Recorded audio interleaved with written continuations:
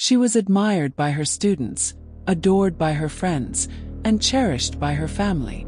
Ellen Ray Greenberg had built a life many dream of: an ambitious career as a beloved first-grade teacher, an upcoming wedding, and a future filled with promise. But on a cold January evening in 2011, her life came to a sudden, violent end. Found alone in her Philadelphia apartment, Ellen had suffered 20 stab wounds, 10 of them to the back of her neck.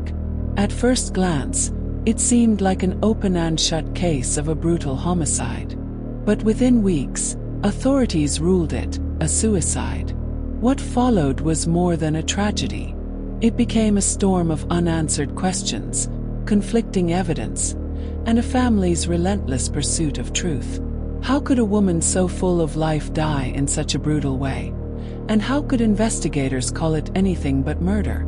Tonight, we revisit the chilling mystery of Ellen Greenberg, a case that remains unsolved, controversial, and deeply haunting, one that forces us to question not only what happened inside her apartment but also the system sworn to uncover the truth. Ellen Ray Greenberg was born on June 23, 1983, in New York. Raised by Joshua and Sandra Greenberg, she grew up in a close-knit, loving family that emphasized kindness, education, and perseverance. Ellen carried those values into every part of her life. From an early age, Ellen had a natural warmth that drew people to her. She wasn't just intelligent, she was empathetic, funny, and endlessly supportive of those around her. Friends often described her as someone who made others feel safe, the kind of person who would quietly go out of her way to help without seeking recognition. Her passion, however, was teaching. After attending Penn State University, Ellen pursued her dream of becoming an educator. She loved working with children, guiding them with patience and encouragement.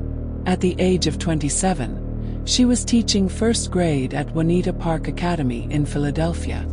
Her colleagues admired her creativity in the classroom, and her students adored her, often describing her as their favorite teacher. Outside of her career, Ellen was building a personal life filled with promise. She was engaged to Samuel Goldberg, a television producer. Together, they were planning their wedding, a future filled with love, and all the dreams a young couple could imagine. Her family recalls how she would light up when speaking about her plans. She seemed to be standing on the edge of everything she had worked so hard to achieve. But beneath the surface, Ellen had been dealing with stress and anxiety. Friends and family noticed the toll her teaching job was taking on her: long hours, demanding expectations, and the pressures of her upcoming marriage. Her doctor had prescribed anti-anxiety medication, something Ellen accepted reluctantly. She wanted to feel in control, to appear strong, but the weight of her responsibilities was beginning to show. Still, those closest to her insist Ellen was not someone who would give up. She was deeply connected to her parents, spoke to them daily, and was excited about the future she was building. Her father often said she was the light of their lives. To her students, she was a hero. To her friends, a confidant. To her fiancé, a partner in love and ambition. That's what makes the story of January 26, 2011, so devastating. Because nothing about Ellen's life seemed to foreshadow the nightmare about to unfold.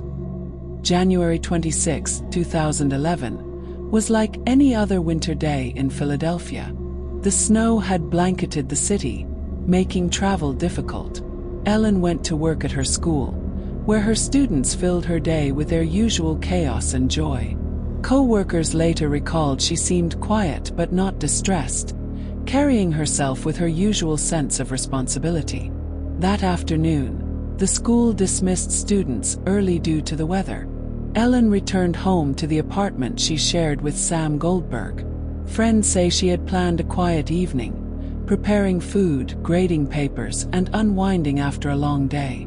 At around 4:45 p.m., Sam went to the gym inside their apartment complex. When he returned, the apartment door was locked from the inside. Despite trying with his key, the swing lock prevented him from entering. He texted and called Ellen repeatedly, but received no answer. growing frustrated. He even texted neighbors for help. Eventually, he forced his way inside. What he discovered was horrifying. Ellen's body was found in the kitchen, slumped against the cabinets. A knife was lodged in her chest. Blood pooled around her. The scene was something out of a nightmare. That moment, everything changed. Sam Goldberg's frantic attempts to enter the apartment turned into horror the moment he broke the swing lock. He stepped into silence, then saw Ellen on the kitchen floor. She was sitting upright, slumped against the cabinets, her clothing soaked in blood. A knife protruded from her chest. Around her, signs of life had vanished. Sam dialed 911 in shock, his voice trembling as he told the operator, "Help, my fiancé is on the floor with blood everywhere." Paramedics rushed to the scene, but by the time they arrived, Ellen was already gone.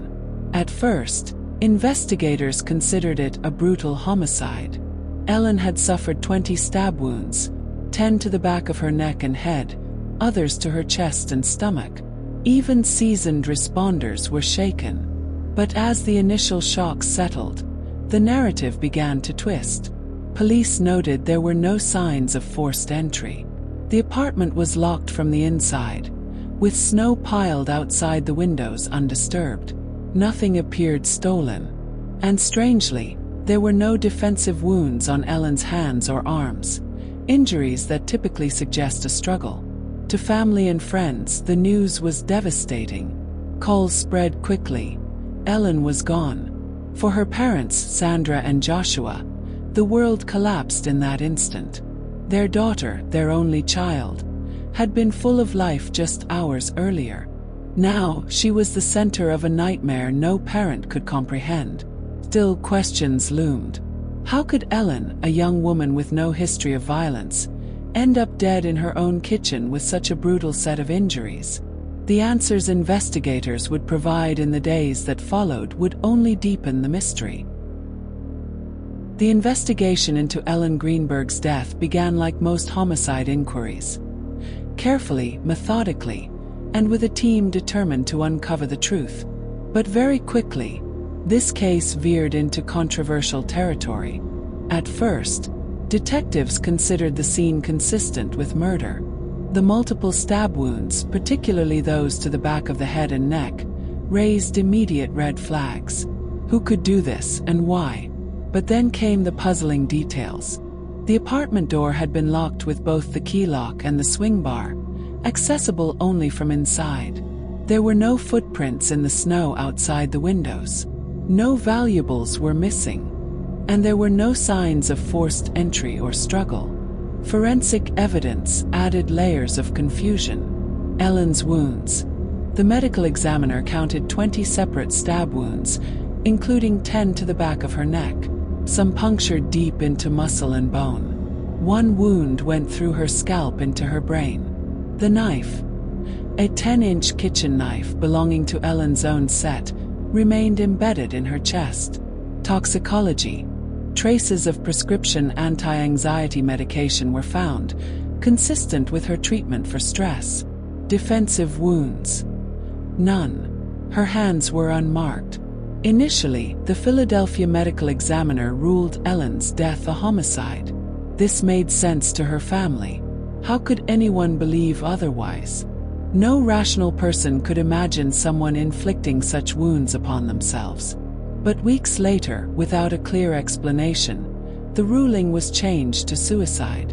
Officials argued that Ellen had been under stress, taking medication, and possibly suffering from severe mental health struggles. The locked apartment, lack of forced entry, and absence of defensive injuries all suggested, to them, that no intruder was present. For her parents, Joshua and Sandra Greenberg, this decision was unthinkable. "There is no way my daughter did this to herself," her father insisted. They hired independent forensic experts, who strongly disagreed with the suicide ruling. Dr. Cyril Wecht, a renowned pathologist, pointed out that many of Ellen's wounds were inaccessible for self-infliction.